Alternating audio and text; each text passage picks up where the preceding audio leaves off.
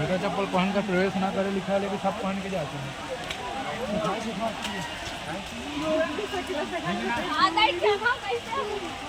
हीरे मस्त है। यहाँ पे वन्य जीव आता नहीं है, इसलिए इसको देखने के लिए यहाँ रखा गया है ना, तो वहीं पास से वीडियो बना के भी जा सकते हैं, है ना।